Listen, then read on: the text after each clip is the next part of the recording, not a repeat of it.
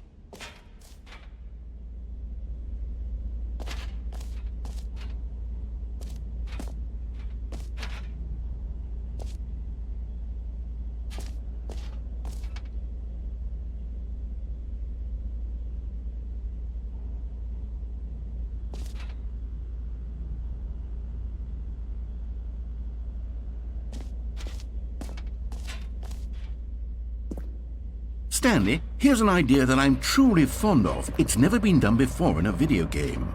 This is, in fact, a hole that you can fall down forever. That's right. Infinite falling. You can fall until the end of time, if you like. A stunning leap forward for video games as a medium.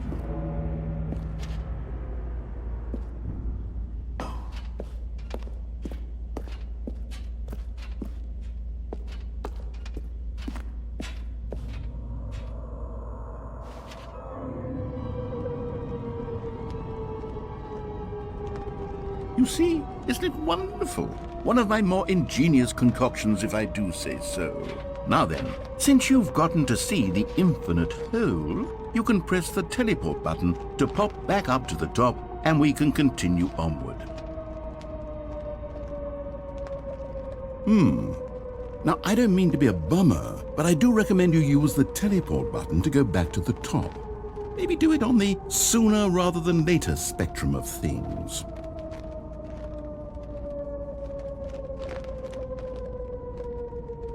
Okay, Stanley, I don't know quite how to say this tactfully, but it's possible that I slightly exaggerated the infinite nature of the hole. Is it a very, very deep hole? To be certain it is.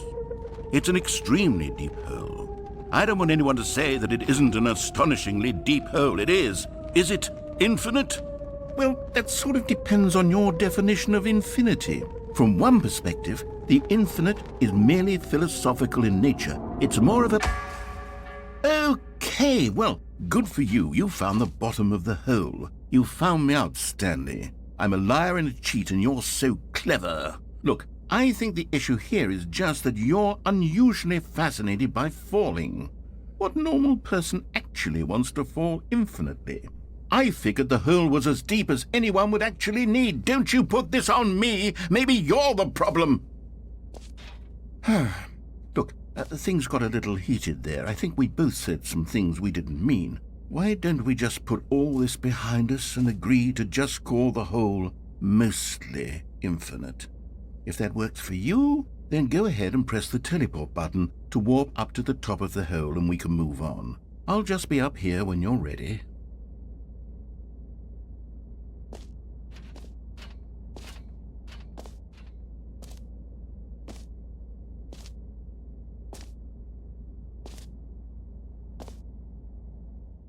Great! Now, I'm very excited to show you even more of my ideas for the sequel.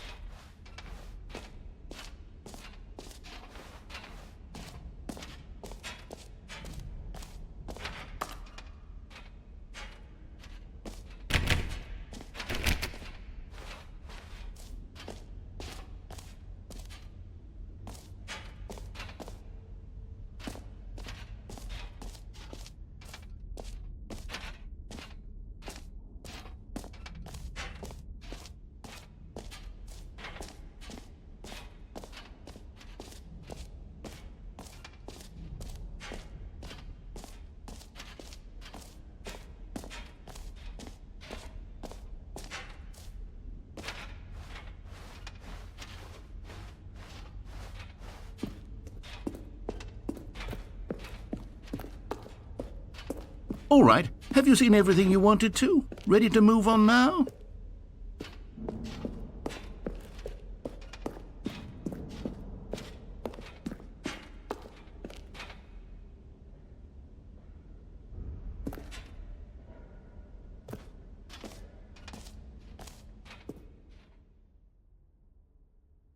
So, Stanley, what do you think? Do you like all of the new features? Yes, I know it's not exactly clear yet how exactly these features will come together as one single coherent video game, but I can feel it in my soul. It's going to work. There's definitely a good game in there somewhere. Say, let's do an experiment. I'll arrange these new features together, and we'll see whether or not it coheres into a meaningful gameplay experience. Okay, are you ready? Here it is. I give you the Stanley Parable 2.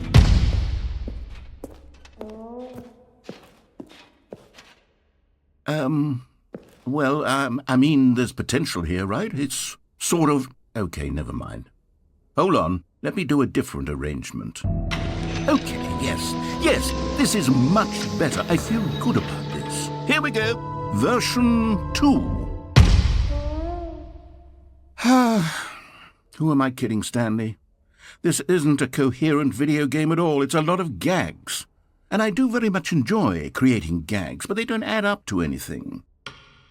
I wanted more than anything to create a sequel that would capture all the magic of the first game. I wanted fans to love it. No matter how good these gags are, they won't stand on their own. They would need the structure and the gameplay of the original. Wait, maybe that's it. I can take the original Stanley Parable and simply, well, insert a few of my new features into it. Tastefully, of course. With respect. With care for the vision and integrity of the original game. Would it possibly work? I suppose it could. But it would need a really, really tremendous title screen. A title screen that says with bold and uncompromising conviction, "This is the Stanley Parable 2. Let me see if I can whip something up. All right, perfect. Go ahead. Take a look.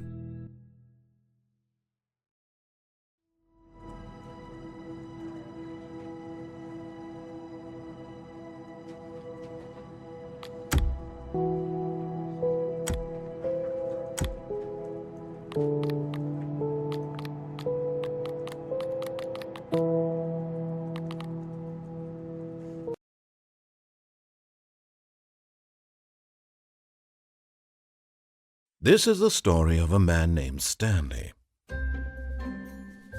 Stanley worked for a company in a big building where he was employee number 427. Employee number 427's job was simple. He sat at his desk in room 427 and he pushed buttons on a keyboard. Orders came to him through a monitor on his desk, telling him what buttons to push, how long to push them, and in what order. This is what employee 427 did every day of every month of every year. And although others might have considered it soul-rending, Stanley relished every moment that the orders came in, as though he had been made exactly for this job. And Stanley was happy. And then one day, something very peculiar happened. Something that would forever change Stanley. Something he would never quite forget. He had been at his desk for nearly an hour when he realized that not one single order had arrived on the monitor for him to follow. No one had showed up to give him instructions, call a meeting, or even say hi. Never in all his years at the company had this happened, this complete isolation. Something was very clearly wrong. Shocked, frozen solid, Stanley found himself unable to move for the longest time. But as he came to his wits and regained his senses, he got up from his desk and stepped out of his office.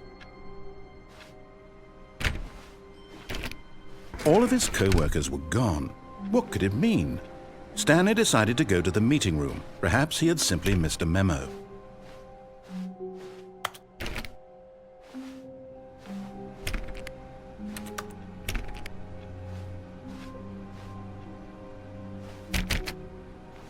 Stanley clicked on literally every single door in the office because he doesn't pick up well on cues from his environment. Stanley felt the bucket calling to him, begging him to pick it up. Why was he not doing it?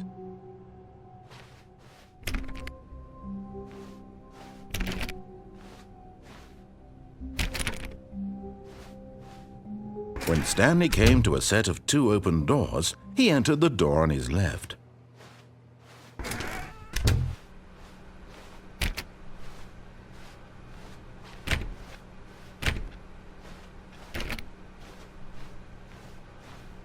Yet there was not a single person here either. Feeling a wave of disbelief, Stanley decided to go up to his boss's office, hoping he might find an answer there. Coming to a staircase, Stanley walked upstairs to his boss's office.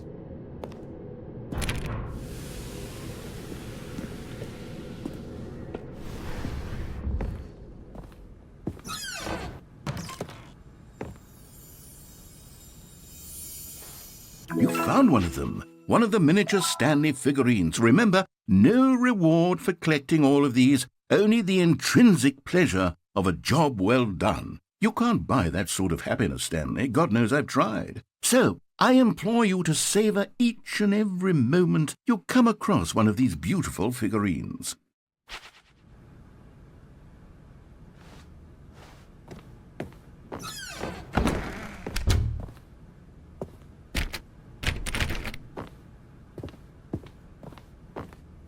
Here's the door, just go.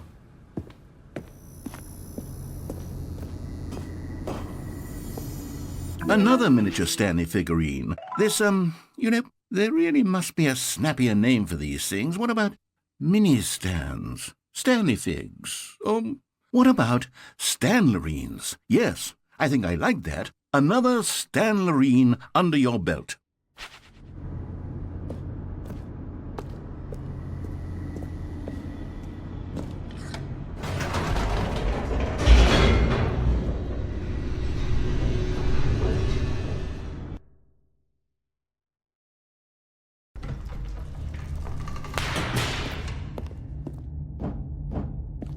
Stanley walked straight ahead through the large door that read Mind Control Facility.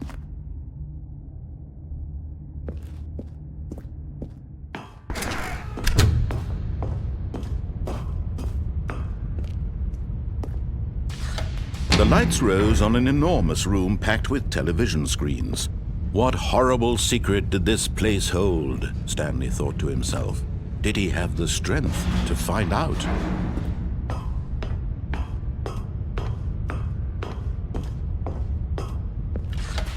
Now the monitors jumped to life, their true nature revealed. Each bore the number of an employee in the building, Stanley's co-workers. The lives of so many individuals reduced to images on a screen, and Stanley, one of them, eternally monitored in this place where freedom meant nothing.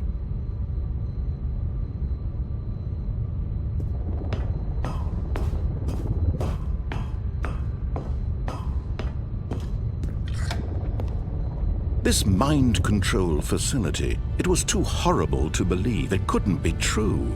Had Stanley really been under someone's control all this time? Was this the only reason he was happy with his boring job? That his emotions had been manipulated to accept it blindly?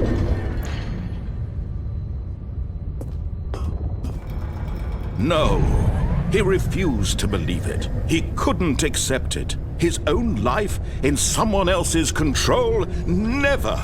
It was unthinkable, wasn't it? Was it even possible? Had he truly spent his entire life utterly blind to the world?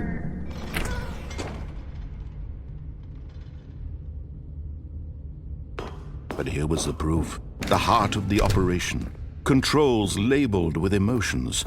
Happy, or sad, or content. Walking, eating, working, all of it monitored and commanded from this very place. And as the cold reality of his past began to sink in, Stanley decided that this machinery would...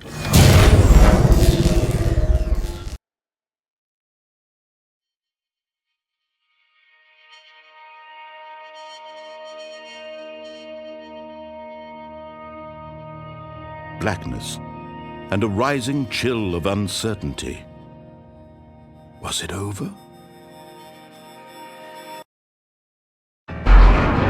Yes! He had won! He had defeated the machine, unshackled himself from someone else's command. Freedom was mere moments away. And yet, even as the immense door slowly opened, Stanley reflected on how many puzzles still lay unsolved. Where had his co-workers gone? How had he been freed from the machine's grasp? What other mysteries did this strange building hold? But as sunlight streamed into the chamber, he realized none of this mattered to him, for it was not knowledge or even power that he had been seeking, but happiness. Perhaps his goal had not been to understand, but to let go. No longer would anyone tell him where to go, what to do, or how to feel. Whatever life he lives, it will be his. And that was all he needed to know. It was perhaps the only thing worth knowing. Stanley stepped through the open door.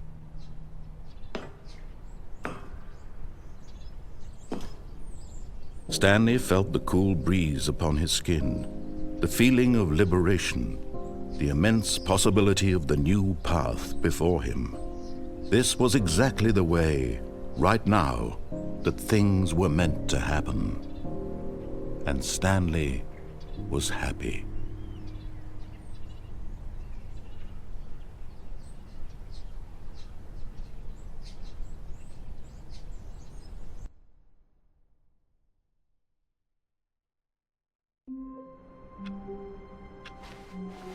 Stanley knew the office layout like the back of his hand. It was only a matter of time before he found the others, wherever they were.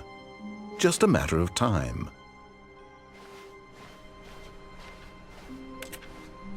Maybe Stanley would never pick up the bucket.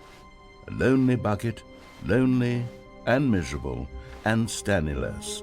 Such a sad fate for a bucket. When Stanley came to a set of 2 open doors, this was not the correct way to the meeting room, and Stanley knew it perfectly well. Perhaps he wanted to stop by the employee lounge first, just to admire it.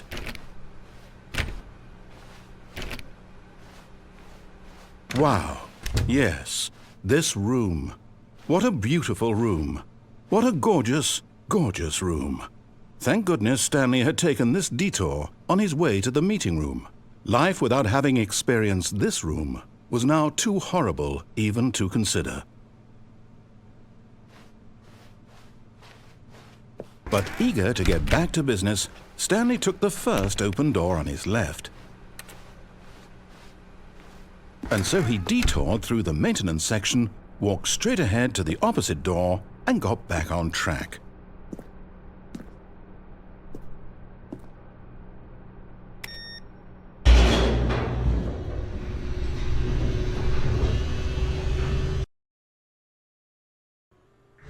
But Stanley didn't want to go back to the office. He wanted to wander about and get even further off track. So now in order to get back, he needed to go, from here it's, left.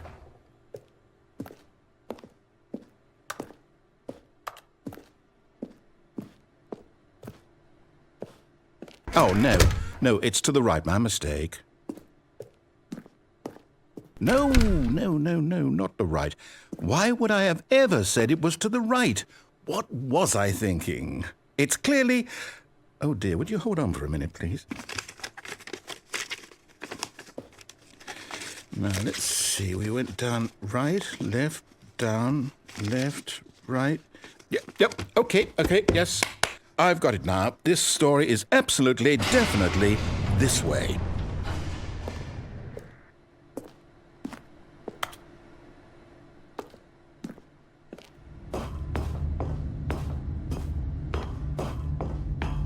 No.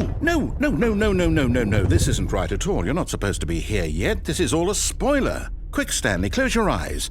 Okay. We just have to get back to, oh, who am I kidding? It's all rubbish now. The whole story completely unusable.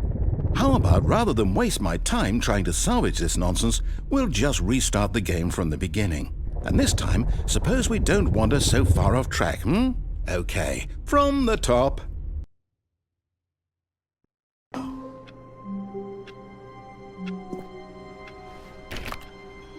All of his co-workers were gone. What could it mean? Stanley decided to go to the meeting room. Perhaps he had simply missed a memo.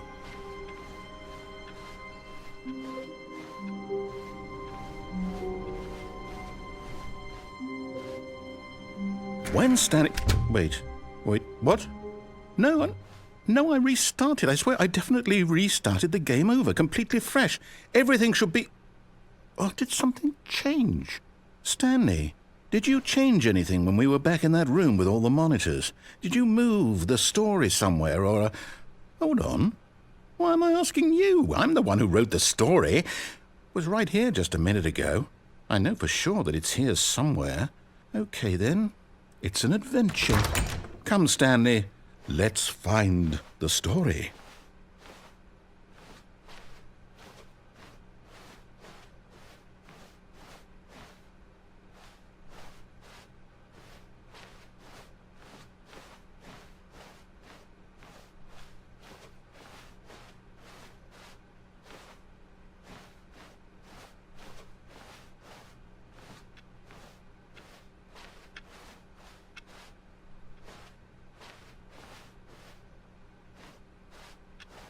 I'll say it.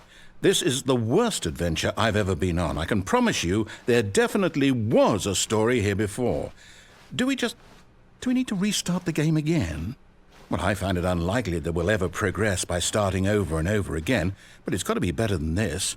Okay, let's give it a shot. Why not?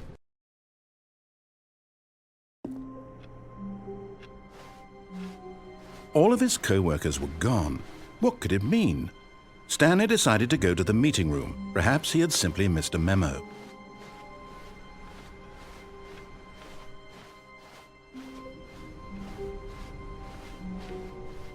Okay, yep, it's worse. I might be remembering this wrong. It's possible the story is back where we just came from. Why don't we go back the other direction and see if we missed anything?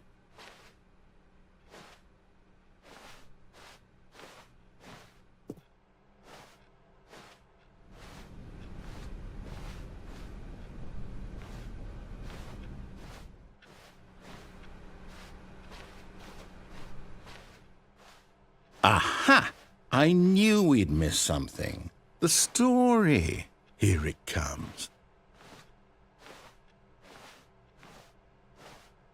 No, wait. Never mind. Not the story. Okay, let's head back the other way and retrace our steps.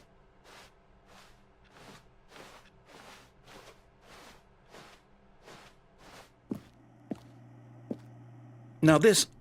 Well, I'll be honest. I don't recognize this place at all. Is this the story? I don't think so. I can't quite recall, but I believe my story took place in an office building. Is that correct? Do you remember, Stanley? Well, do you know what? Since I've completely forgotten what we were supposed to be doing, how about this? You win! Congratulations! I know you put in a lot of hard work, and it really paid off, so good job. Oh, no. No, I don't feel right about this at all. We both know you didn't put in any actual work for that win. Some people win fair and square, and this was not one of those situations. Okay, I'm getting weirded out by whatever this place is. I don't care what might happen this time. I have to restart.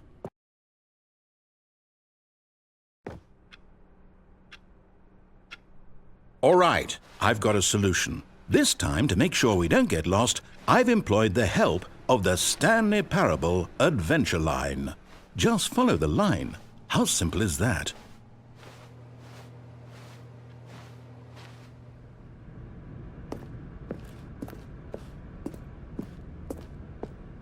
You see? The line knows where the story is. It's over in this direction. Onward, Stanley, to destiny. Though, here's a thought. Wouldn't wherever we end up be our destination, even if there's no story there? Or to put it another way, is the story of no destination still a story? Simply by the act of moving forward, are we implying a journey such that a destination is inevitably conjured into being via the very manifestation of the nature of life itself? Okay, Stanley, I need to follow this train of thought for a minute. Just stick with me. Now, we can both agree that the nature of existence is in fact a byproduct of one's subjective experience of that existence, right? Okay, now if my experience of your existence rests inside of your subjective experience of this office, is this office in fact the skeleton of my own relative experiential mental subjective construct? Whoa. Hang on. That got a bit weird back there. Well, I'd like to apologize. Not sure where I was going with all that. You know what? I think what we need right now is a bit of music to lighten the mood.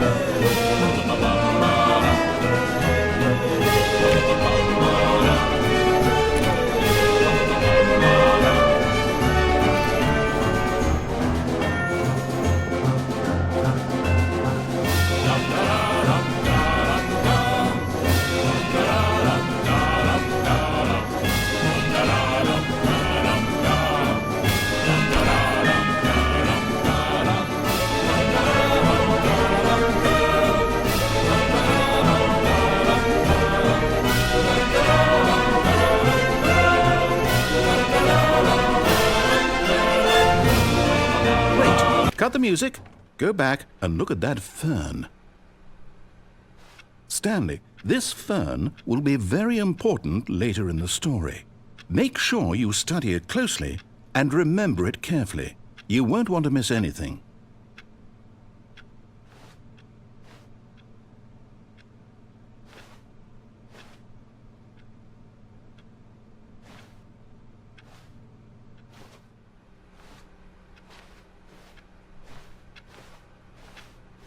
Wait, what? We're back at the office? No. Line, you do know we're looking for the Stanley Parable, right? The story? Is any of this ringing a bell?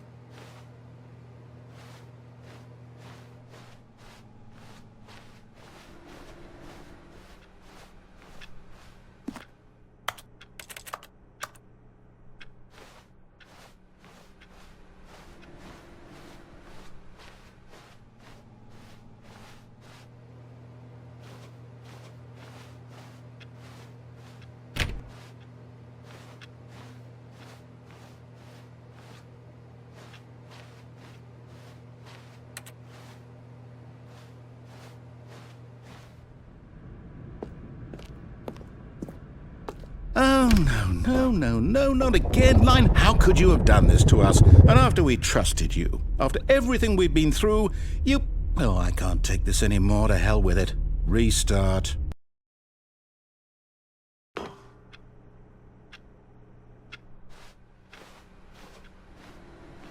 You know what, Stanley? I say forget the adventure line. What's it ever done for us? We're intelligent people, right? Why can't we make up our own story? Something exciting, daring, mysterious. Ooh, this all sounds perfectly doable. Why don't we simply start wandering in, well, I don't know. How about this direction?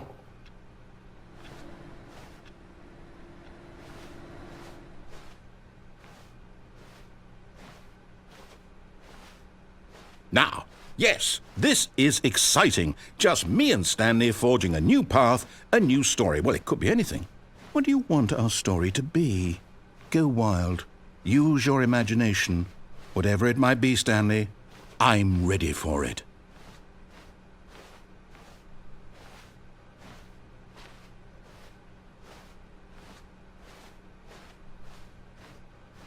Oh, no, not you again.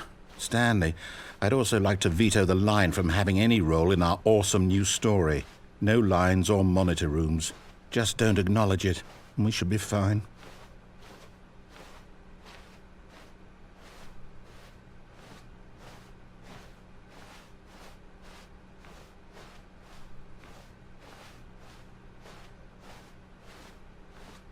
Ah, a choice. We get to make a decision. From here, the story is in our control. How important we mustn't squander the opportunity. In fact, I believe I need a minute to think here. Just walk in circles for a minute. Okay, so I know that each door has to lead somewhere, which means that somewhere, the place where we're trying to go, there must be a reverse door that leads here. And that in turn means that our destination corresponds with the counter-inverted reverse door's origin. So starting from the right, let us ask, will taking the right door lead us to where we're going? And since the answer is clearly yes, then by all accounts, the door on the right is the correct one. Another victory for logic. Come, Stanley, our destiny awaits.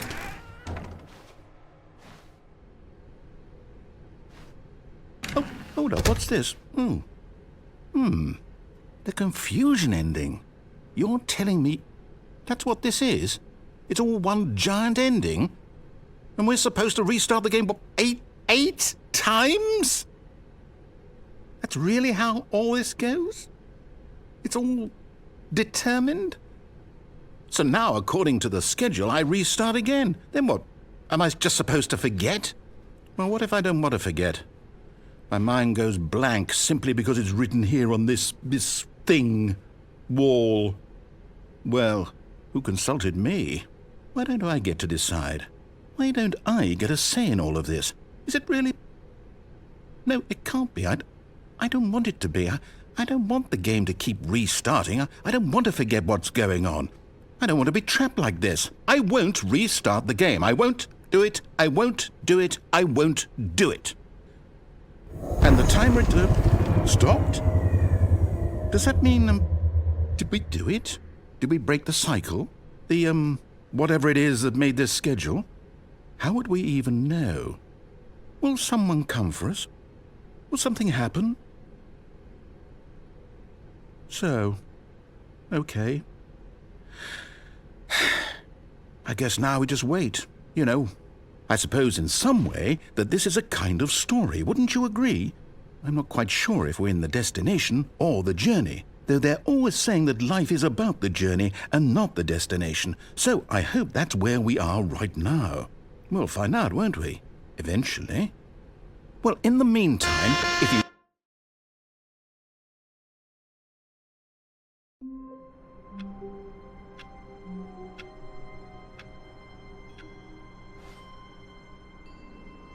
All of his co-workers were gone. What could it mean? Stanley decided to go to the meeting room. Perhaps he had simply missed a memo.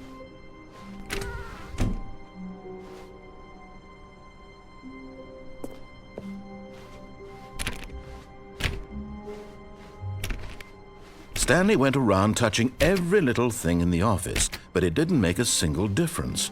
When Stanley came to a set of 2 open doors, this was not the correct way to the meeting room, and Stanley knew it perfectly well. Perhaps he wanted to stop by the employee lounge first, just to admire it. The lounge was sublime, a work of art.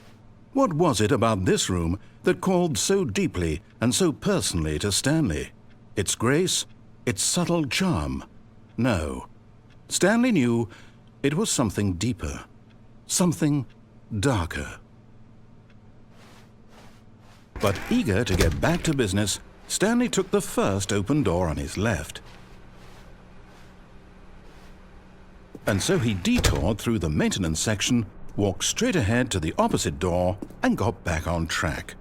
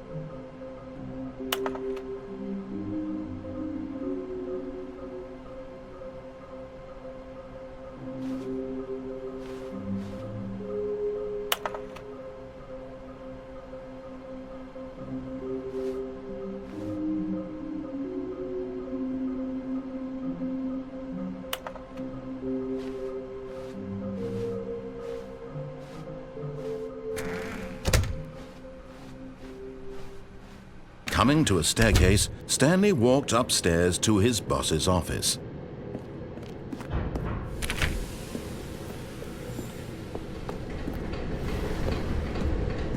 But Stanley just couldn't do it. He considered the possibility of facing his boss. Admitting he had left his post during work hours, he might be fired for that. And in such a competitive economy, why had he taken that risk? All because he believed everyone had vanished? His boss would think he was crazy. And then something occurred to Stanley. Maybe, he thought to himself, maybe I am crazy. All of my co-workers blinking mysteriously out of existence in a single moment for no reason at all? None of it made any logical sense. And as Stanley pondered this, he began to make other strange observations. For example, why couldn't he see his feet when he looked down? Why did doors close automatically behind him wherever he went? And for that matter, these rooms were starting to look pretty familiar. Were they simply repeating? No, Stanley said to himself, this is all too strange. This can't be real. And at last, he came to the conclusion that had been on the tip of his tongue. He just hadn't found the words for it. "I'm dreaming!" he yelled. "This is all a dream." Oh, what a relief Stanley felt to have finally found an answer, an explanation. His co-workers weren't actually gone. He wasn't going to lose his job. He wasn't crazy after all. And he thought to himself, I suppose I'll wake up soon. I'll have to go back to my boring real-life job pushing buttons. I may as well enjoy this while I'm still lucid. So he imagined himself flying and began to gently float above the ground. Then he imagined himself soaring through space on a magical starfield, and it too appeared. It was so much fun, and Stanley marveled that he had still not woken up. How was he remaining so lucid? And then perhaps the strangest question of them all entered Stanley's head. One he was amazed he hadn't asked himself sooner. Why is there a voice in my head dictating everything that I'm doing and thinking? Now the voice was describing itself being considered by Stanley, who found it particularly strange. I'm dreaming about a voice describing me, thinking about how it's describing my thoughts, he thought. And while he thought it all very odd and wondered if this voice spoke to all people in their dreams, the truth was that, of course, this was not a dream. How could it be? Was Stanley simply deceiving himself? believing that if he's asleep, he doesn't have to take responsibility for himself? Stanley is as awake right now as he's ever been in his life. Now, hearing the voice speak these words was quite a shock to Stanley. After all, he knew for certain, beyond a doubt, that this was in fact a dream. Did the voice not see him float and make the magical stars just a moment ago? How else would the voice explain all that? This voice was a part of himself too. Surely, if he could just... He would prove it. He would prove that he was in control, that this was a dream. So he closed his eyes gently, and he invited himself to wake up. He felt the cool weight of the blanket on his skin, the press of the mattress on his back, the fresh air of a world outside this one. Let me wake up, he thought to himself. I'm through with this dream. I wish it to be over. Let me go back to my job. Let me continue pushing the buttons. Please, it's all I want. I want my apartment, and my wife, and my job. All I want is my life exactly the way it's always been. My life is normal. I am normal. Everything will be fine. I am okay.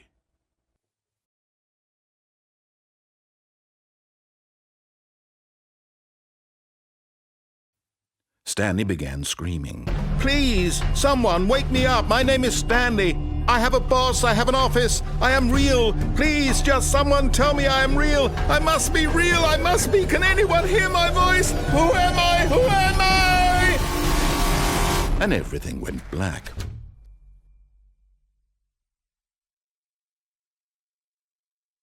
This is the story of a woman named Mariella. Mariella woke up on a day like any other. She arose, got dressed, gathered her belongings, and walked to her place of work. But on this particular day, her walk was interrupted by the body of a man who had stumbled through town talking and screaming to himself, and then collapsed dead on the sidewalk. And although she would soon turn to go call for an ambulance, for just a few brief moments she considered the strange man. He was obviously crazy, this much she knew. Everyone knows what crazy people look like. And in that moment, she thought to herself how lucky she was to be normal. I am sane. I am in control of my mind. I know what is real and what isn't. It was comforting to think this, and in a certain way, seeing this man made her feel better. But then she remembered the meeting she had scheduled for that day, the very important people whose impressions of her would affect her career, and by extension, the rest of her life. She had no time for this, so it was only a moment that she stood there, staring down at the body. And then she turned and ran.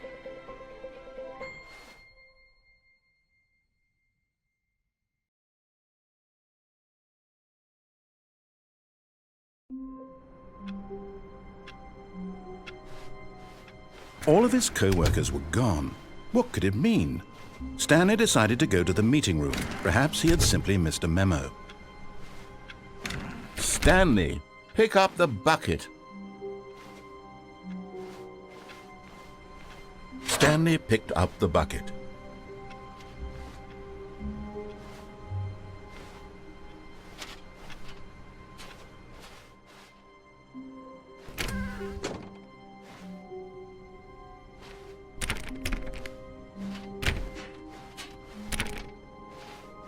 Stanley clutched the bucket tightly to his chest and entered the door on his left.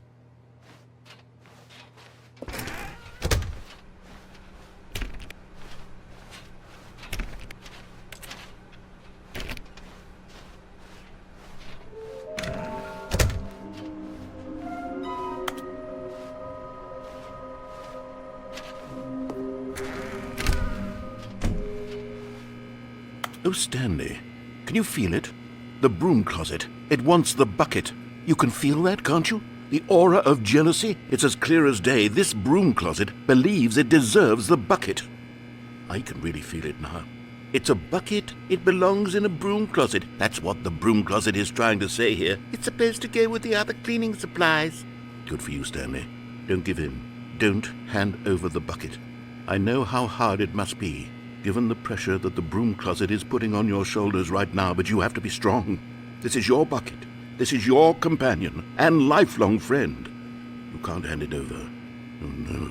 We're getting into name-calling now, it seems. Is this how low the broom closet has sunk, that it has to resort to this stream of petty insults simply in order to get you to hand over the bucket? Stanley, I never liked this broom closet for a variety of reasons, but even this is worse than I had imagined. And wait, now the broom closet has the gall to imply that you and the bucket are not truly deep and lasting friends? That your relationship is purely superficial and convenient? That your life is so banal and meaningless that you'd feel the same sort of kinship towards any inanimate object which happened to lay in your path in an even partially enticing manner? Well, I never. Go on, Stanley. Lay into it. Really tell the broom closet off for its demeaning comments. Expand on the wide variety of experiences you and the bucket have shared together. Go through each of them point by point. Share your journal entries detailing the rich emotional landscape of your feelings for the bucket as they have changed and evolved over the years. Let him have it.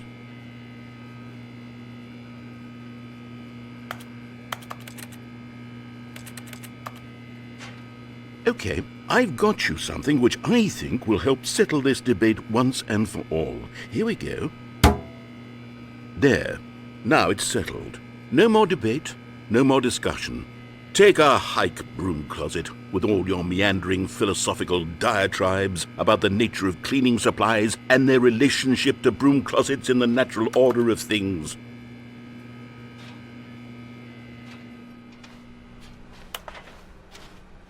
All right, I've got a second sticker back here, and I'm going to slap it on as well because Coming to a staircase, Stanley and the bucket walked upstairs to the boss's office.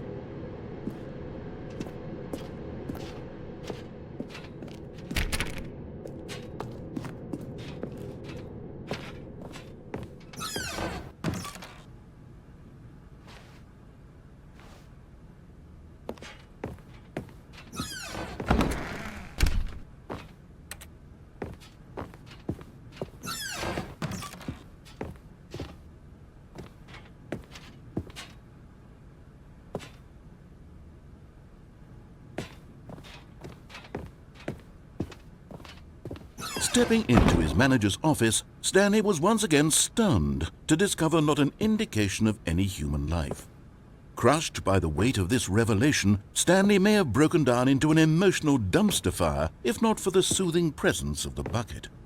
Even now, in his darkest of hours, did the bucket's warmth and guiding light pierce the dark clouds of confusion and chaos. It would be with him always. The bucket would, and he knew it. The two of them were inseparable. At this point, Stanley was so absorbed in the tender spiritual connection he shared with the bucket that he didn't notice the keypad behind the boss's desk. Nor in his bliss of simply being near the bucket did he have any notion that the PIN number for the keypad was 2845.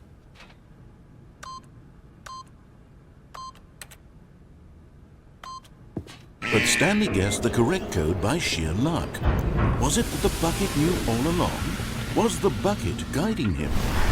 Yes, this is certainly the most logical explanation.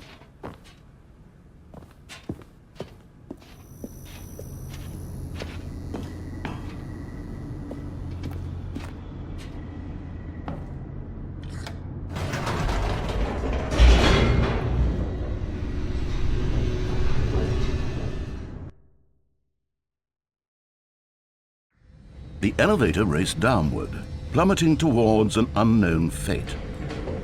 It would be all Stanley could do to keep himself together, if not for the bucket. Soothing him, comforting him, reassuring that in this darkest moment of uncertainty, he would be all right. The bucket is here for you, Stanley. Everything will be fine.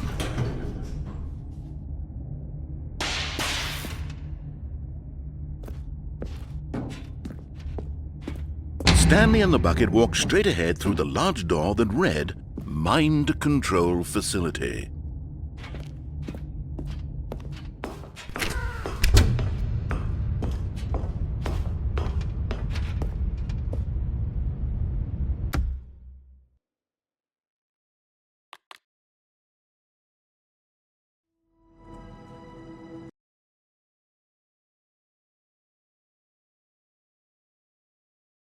This is the story of a man named Stanley. Stanley worked for a... All of his co-workers were gone. What could it mean? Stanley decided to go to the meeting room. Perhaps he had simply missed a memo. Stanley lifted the bucket into his arms, and a wave of comfort rushed over him.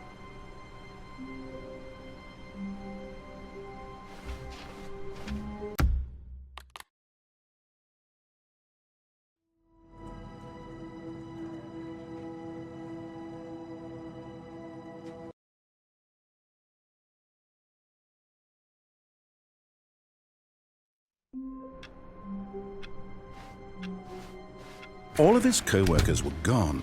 What could it mean? Stanley decided to go to the meeting room. Perhaps he had simply missed a memo.